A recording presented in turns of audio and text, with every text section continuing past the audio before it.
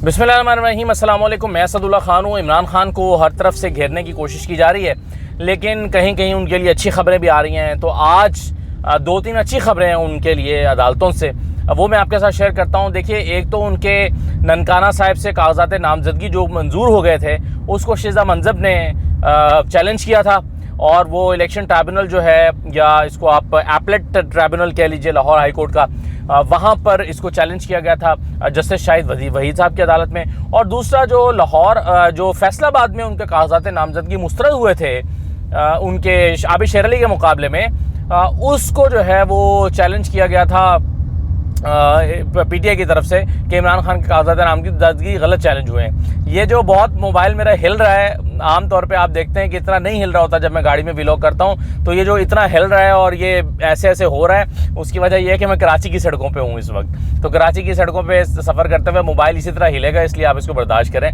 कराची की सड़कें ऐसी हैं। अच्छा, खैर, ये देखें, तो ये मेन शाहराहों पर हूँ, मैं गलियों में नहीं हूँ। अच्छा, खैर, चलें, ये तो बात हो गई। मैं आपको ज़रा दोनों के आर्गूमेंट्स दे देता हूँ कि इमरान खान साहब को दोनों केसेस में रिलीफ मिल गया है। यानी एक तरफ जो फैसलाबाद में उनके कागजात नामजदगी मुस्तरद हुए थे, अब उनका जो ट्राइब्यूनल का रिटर्निंग ऑफिसर का फैसला था, वो कलअदम हो गया है, और इमरान खान फैसलाबाद से आबिद शेर अली के मुकाबले में इलेक्शन लड़ सकते हैं। दूसरा, ननकाना से शिजा मंजब ने कहा था कि जी इन्होंने कागजात नामजदगी में हेर फेर किया है, तो इनको ये कागजात गलत मंजूर हुए हैं, तो उनका भी जो है वो मुतालबा रद्द कर दिया गया है, और इमरान खान वहां से भी इलेक्शन लड़ेंगे। अच्छा, आप देखिए ज़रा क्या आर्गूमेंट क्या थे, या किस बुनियाद पर चैलेंज किया गया था।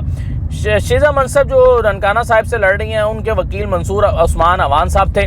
उन्होंने बुनियादी एतराज़ ये उठाया कि जी ओथ कमिश्नर से बयान हल्फी जो है, इमरान खान का बयान हल्फी ओथ कमिश्नर से अटेस्टेड नहीं है। पहला आर्गूमेंट उनका ये था। तो इसको तो अदालत ने 1 मिनट में जस्टिस शाहिद वहीद साहब ने उड़ा के रख दिया। उन्होंने कहा कि सुप्रीम कोर्ट का एक ऑर्डर मौजूद है, और उस ऑर्डर के मुताबिक अगर बयान हल्फी है और वो ओथ कमिश्नर से अटेस्टेड नहीं भी है, तो इलेक्शन लड़ा जा सकता है। इसलिए ये तो आपका पॉइंट हो गया फौरी तौर पर रद्द। आगे अगला बताइए क्या पॉइंट है आपका। तो उस पर उन्होंने कहा कि जी इन्होंने अपनी अहलिया के जो असासे तोशा खाना के से हासिल होने वाले जो तहाइफ हैं, उसको अहलिया के असासों में डिक्लेयर नहीं किया। अच्छा, उन्होंने कहा कि जी ठीक है, चलें, ये पॉइंट आपको मैं नोट कर लेता हूँ, आगे चलें।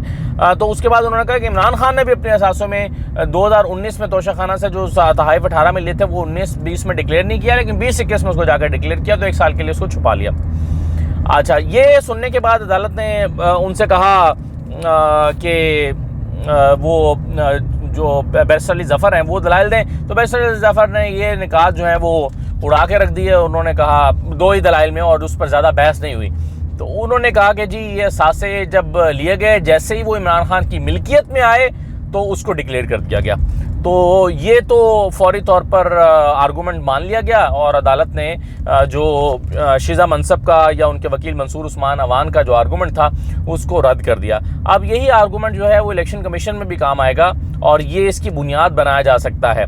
और दूसरी बात, जाहिर है जज साहब के पेश नज़र ये बात भी ज़रूर होगी कि एक शख्स ने जो असासे हैं वो कागजात नामजदगी में नहीं छुपाए, ना 2018 के कागजात नामजदगी में, और ना अब बाई इलेक्शन लड़ते हुए इमरान खान अपने कागजात नामजदगी में छुपा रहे हैं। तो जब कागजात नामजदगी में नहीं छुपा रहे, तो बाकी जो FBR का मसला रह जाता है। मैं पहले भी एक्सप्लेन कर चुका हूँ कि बाकी की जो कहानी है वो FBR से मुतालिक रह जाती है, कि FBR उनको फाइन कर सकता है कि आपने 1 साल के लिए अपने असासों में डिक्लेयर नहीं किया। तो ये तो जो ननकाना साहब वाला केस तो यहाँ पर फारिग हो गया। दूसरा जो था, जो आबिद शेर अली के जी डूबियस, इनकी जो है वो अपने असासों की डिक्लेरेशन जो है वो डूबियस है, यानी मशकूक है। अब ये कितना वेग सा वर्ड था कि जो रिटर्निंग ऑफिसर ने वहाँ से फारिग कराया था, तो उसको जो है वो यहाँ पर अदालत में आर्गूमेंट सुने बगैर ही उड़ा दिया। मतलब अली ज़फ़र साहब के आर्गूमेंट अभी सुने नहीं थे, और मंसूर अवान साहब से पूछ लिया जज साहब ने। उनका मंसूर अवान साहब, वैसे आपका क्या ख्याल है? वैसे मेरा दिल चाह रहा है कि मैं आपको ज़रा बाहर की सड़कें अगर आप देख सकें तो मैं दिखाऊं कि ये कराची की शाहराहों का हाल है। खैर, अभी जो है वो आप अपने उस पर मौके पे वापस आ जाते हैं, अपने अपने पॉइंट पे वापस आ जाते हैं। लेकिन कराची की सड़कें जगह जगह से टूटी हुई हैं, और कहा जाता है कि हमने कराची के लिए बड़ा काम किया। खैर, उस पर मंसूर अवान जो वकील थे, उन्हीं से पूछ लिया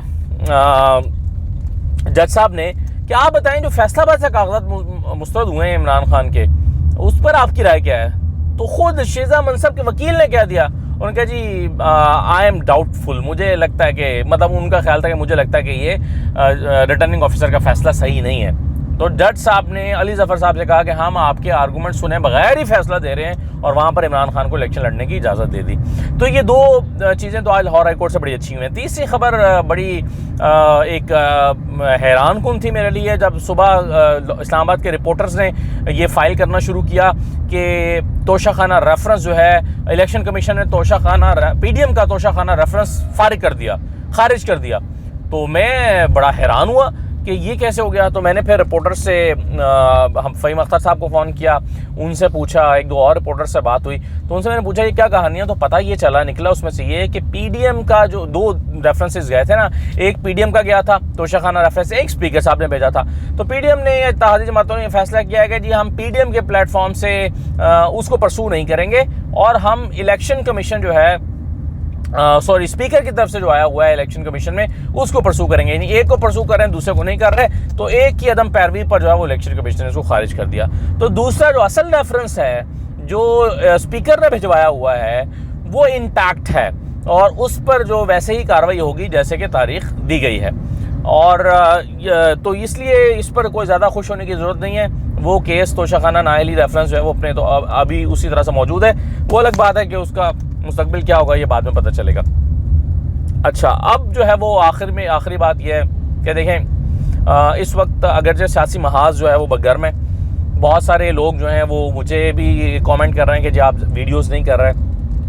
तो एक चीज़ पर मैं बड़ा कंसर्न हूँ, और वो ये है कि इस वक्त आधा पाकिस्तान डूबा हुआ है। बलूचिस्तान तबाह होकर रह गया है, और उसमें भी ज़्यादा अफसोसनाक पहलू यह है कि 25 डैम टूट गए, और डैम रिपोर्ट ये आई है कि डैम इससे टूटे कि उसमें करप्शन हुई है।